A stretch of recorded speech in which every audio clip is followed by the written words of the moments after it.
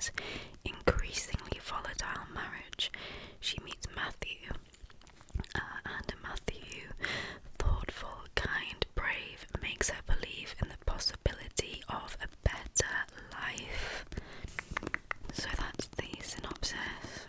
And if you do have certain things that you find difficult to read about, maybe check the trigger warnings on this one, because it is an uncomfortable read. What did I give this? I think I gave it 8, maybe 8.5 out of 10. I think I loved the first quarter of this book, and then I loved the last quarter of this book. So the first quarter is a lot of it is around that kind of survival aspect that I do love so much, and feeling like you're immersed in the setting of Alaska, in this teeny tiny little village almost, with just a few people. So yeah, the family moves there and they go to this kind of wreck of a homestead. Essentially, they have a little bit of land, and there's this tiny shackled cabin. I don't know, shackled, ramshackled I think is what I mean. And yeah, so they have to kind of build this life there, learn about how to survive in this extremely hostile environment, and I loved that. And there were kind of foreboding elements in that first sort of quarter of the book as well. So I did think, okay, some storm is brewing here. And then yeah, the last quarter I really enjoyed. Well, again, I think enjoy is the wrong word for this book in many ways, but it was incredibly compelling. I could not stop reading for about the last sort of 100 and some pages, completely put-downable. But the middle, I did find it tough. I did really struggle to want to read it, because it's kind of difficult subject matter with the parents' relationship and what happens with that. And I found the characters quite frustrating as well, and the parents hugely unlikable in many ways, and I really struggled with that aspect of it. But what I would say is I think the payoff is good if you stick with this book. I think the payoff, everything that happens in the finale, the last 100 pages,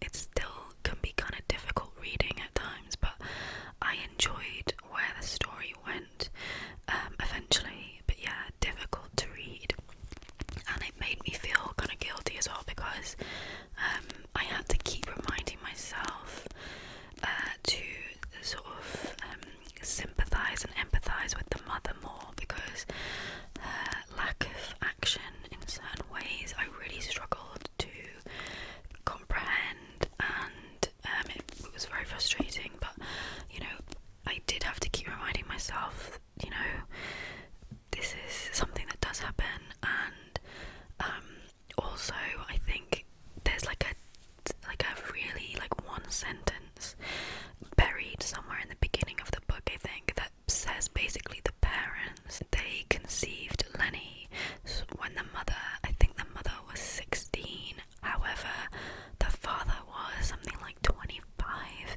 so he was impregnating a 16-year-old child essentially. So yeah, that was like a hidden bit of context as well, that made me think this woman has basically been groomed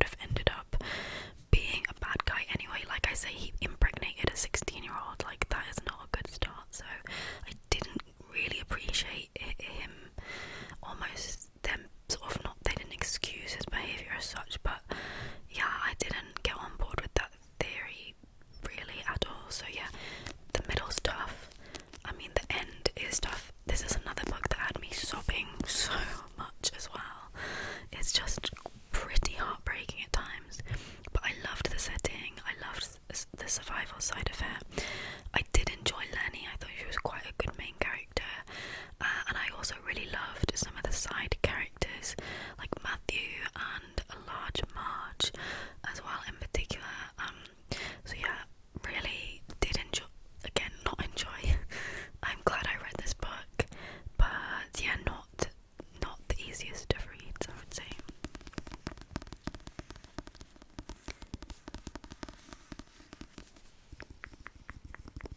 So the next book I picked up, I needed another kind of palette cleanser, let's say, nothing that was going to be too deep, something a little bit, I want to say light-hearted. Obviously, this book is not light-hearted because it's a horror novel, but I knew there wasn't going to be any real kind of difficult emotional stuff in this book. Anyway, so that is Strange Houses. Strange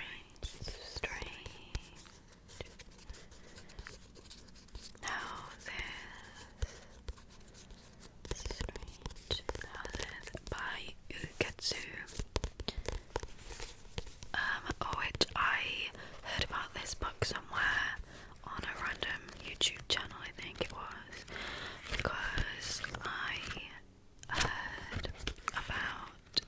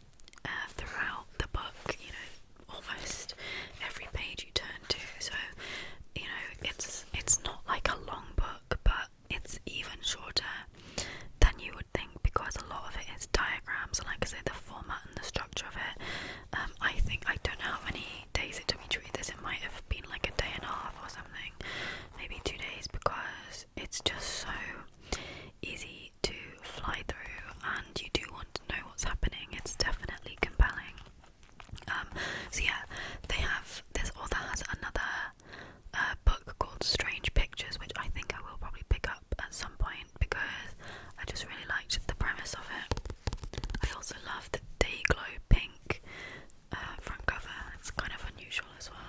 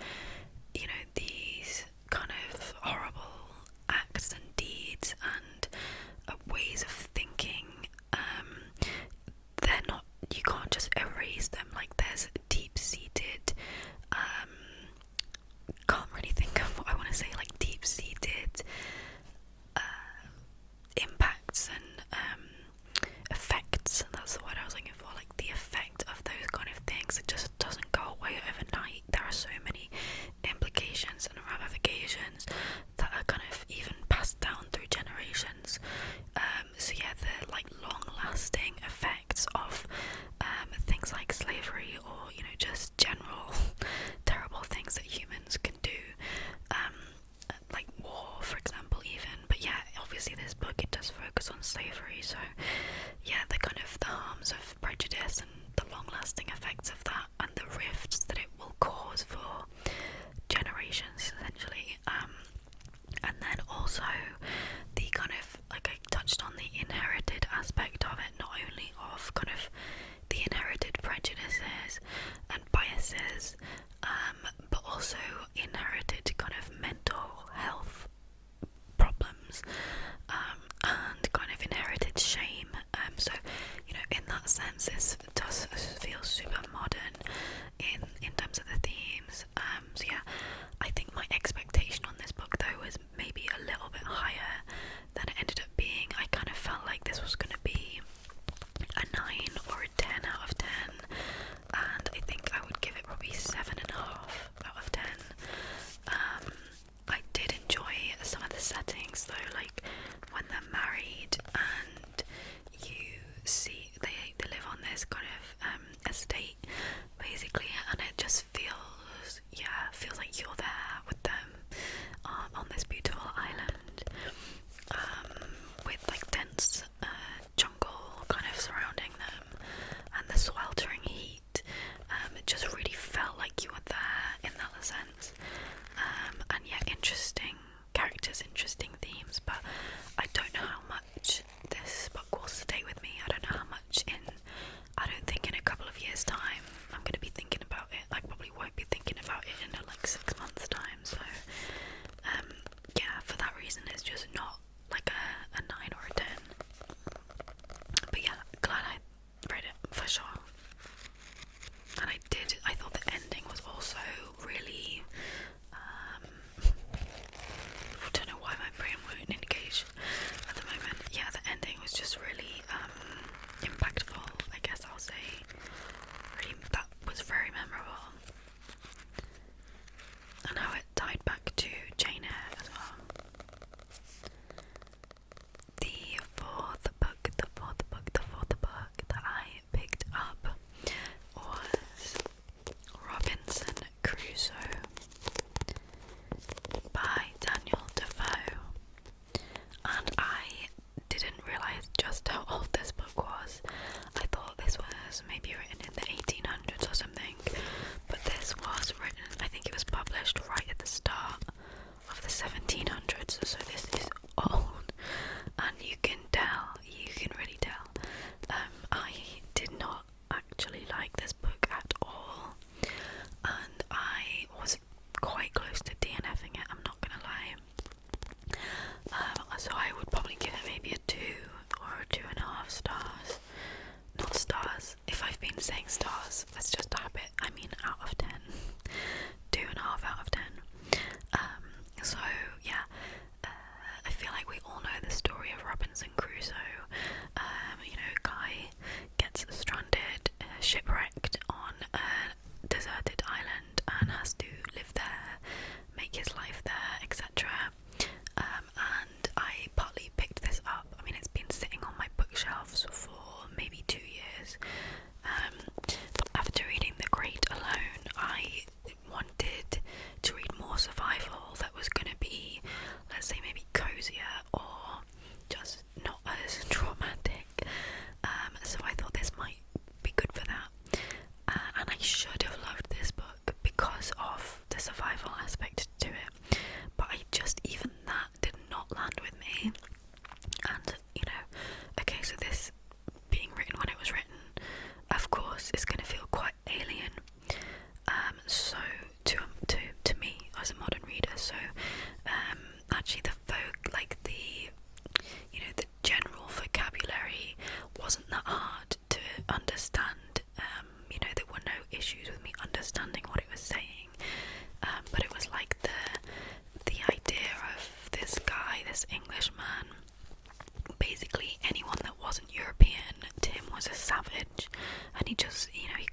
everyone's savages from Africa or from Latin America, you know, savages. It's just, you know, it's not nice to read. I know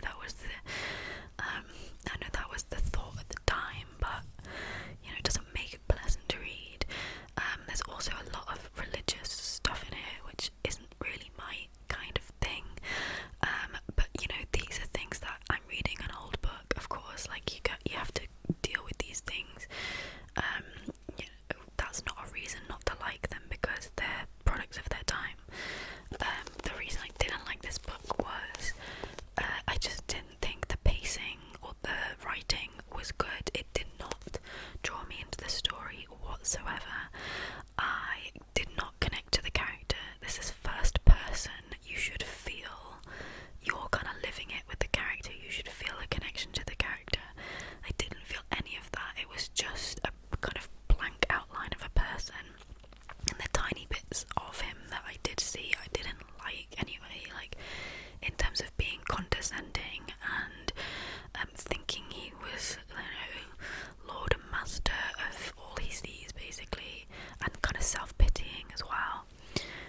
So yeah, but in terms of the character generally, I didn't connect to it. To me there was like no emotional attachment whatsoever. I just didn't care, and it's because most of this is just a list of I did this, I did that, I did that, I did that, I did this, I did that, I did this, I did that, without any description or anything that ties you into it. It's just a list of stuff that happens, which is not fun reading for me. You know, I love sparse writers like Hemingway, Raymond Carver, Claire Keegan. You know, these are probably some of my favourite authors, especially Hemingway. But he can say so little, and still you are there, and you are connected, and you are invested. You know, that's true skill to me as a writer, to, you know, not be overly descriptive and flowery, and you still give such a great sense of place and person and character. And this book was an example of not really using many words and just kind of saying what's happening, and you just don't get a sense of any of it. You know, even the island, like in my head, I guess I was able to imagine it fairly well, but I think that's just because I did that for myself. I wasn't led by him really. There was no interest there, and even the survival elements, like sometimes it was alright in terms of how he described having to you know, do husbandry with the local wildlife, you know, creating things to help with cooking, and creating structures like where he was going to live, and agricultural stuff like sowing seeds and harvesting fruit and things like that was actually okay. But even then, because it covered so much, and it was just like bam bam bam bam bam, I don't know, it just didn't land with me. And then also it was a bit repetitive. The pacing of it was terrible. Like, I think for the first 200 pages not much happens really. I mean, obviously he gets shipwrecked, but because it's told in such a way, it's not the most dramatic, exciting thing in the world. And then yeah, lots of action happens, and even right at the end, when it feels like things should be wrapping up, he goes on this like long tale of some dramatic stuff that happens, and I just didn't feel like it went smoothly as a novel. Like, I just didn't enjoy it at all basically. So it felt really good to finish it though. I must say, like, the payoff for this, for not DNFing it, was just this like overwhelming relief to have finished it, which was really nice, you know. That was also like a positive thing from my reading experience, was just finishing the book. So yeah, just not one for me, sadly. But you know, this cover, this edition is gorgeous, gorgeous, gorgeous. These watercolour kind of parrots on the front. And then the final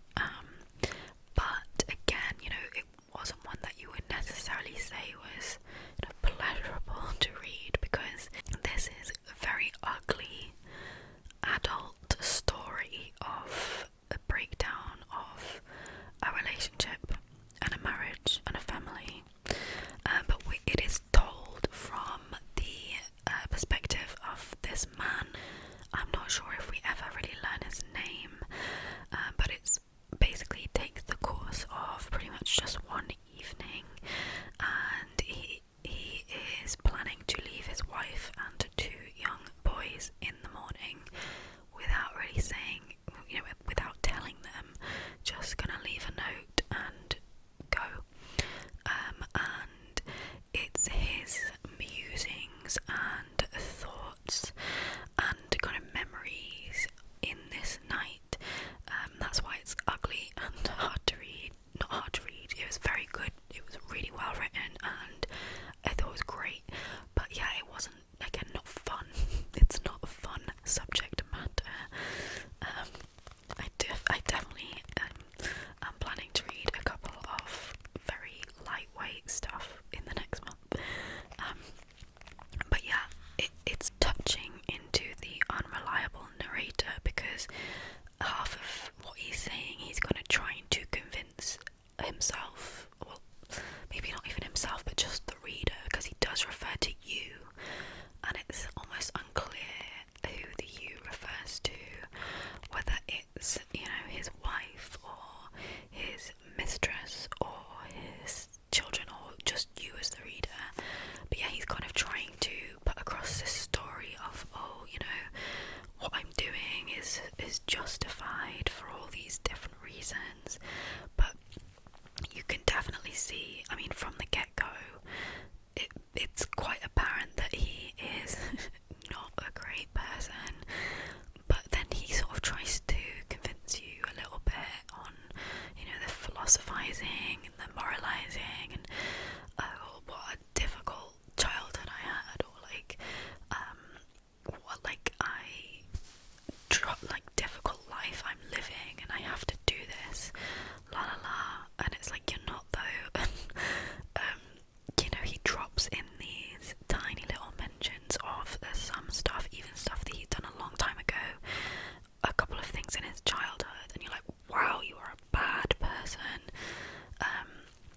So yeah, it's really interesting how that kind of plays out as this sort of semi-unreliable narrator, which is always fun, I think.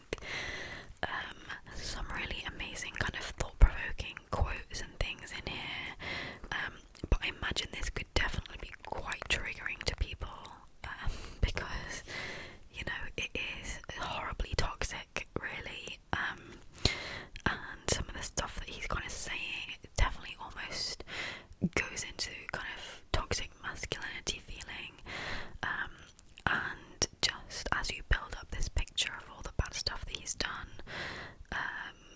just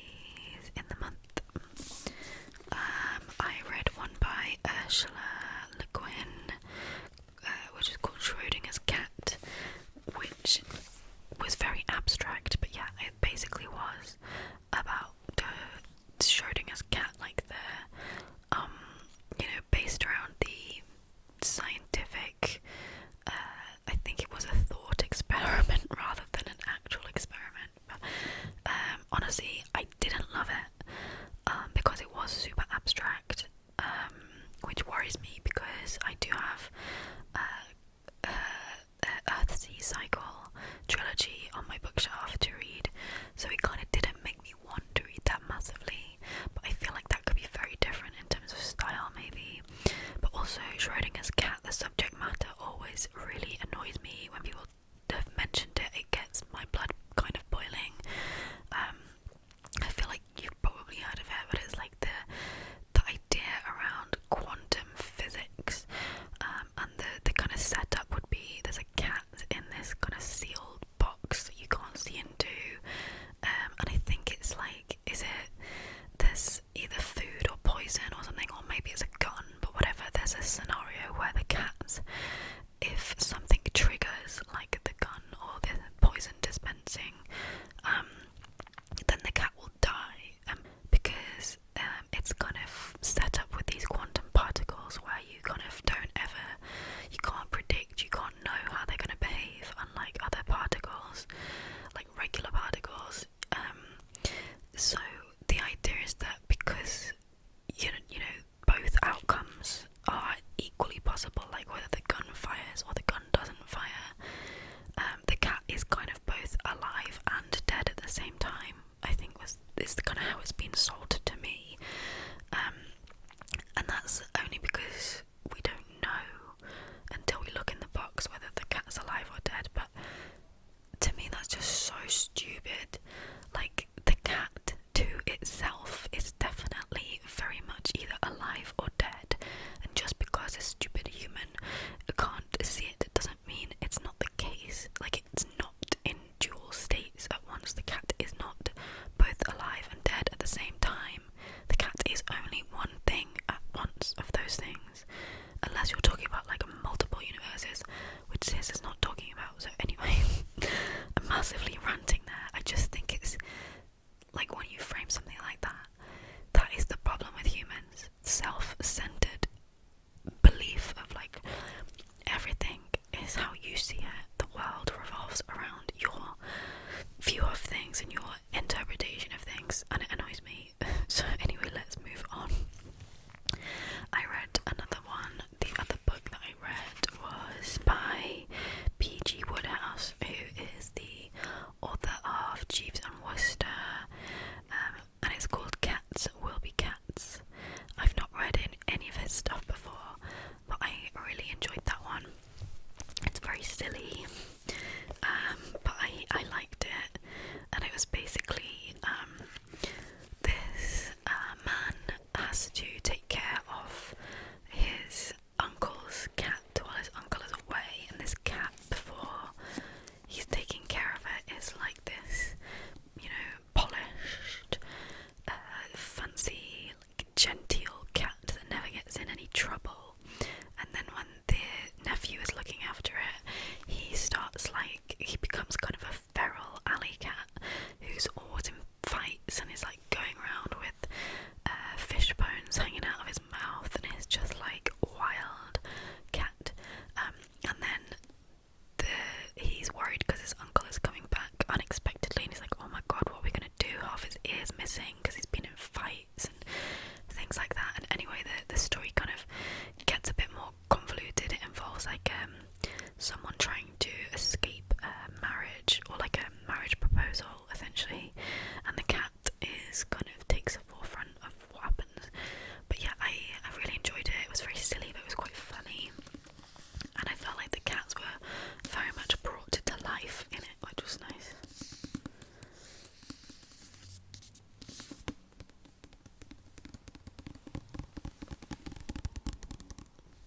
And then of course we have to do a War and Peace update, which I am not as far through as I would have liked to be, because I was hoping to finish this in May. I don't think that's gonna happen. As I discovered when I was filming my last video, this is like 1,400 pages, which is longer than I thought it was. And I am currently on 889. I've got a long way to go. I've got like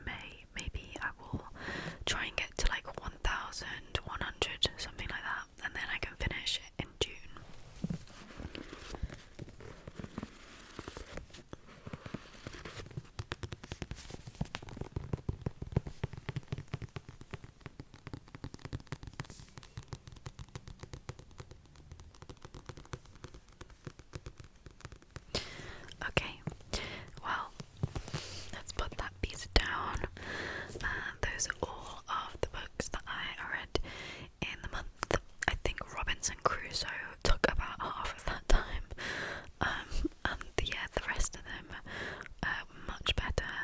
Quite a few really good books in there, but like I say, I think I need some more light-hearted, or like fluffy, not fluffy, but easier to read stuff. Maybe that's not as hard-hitting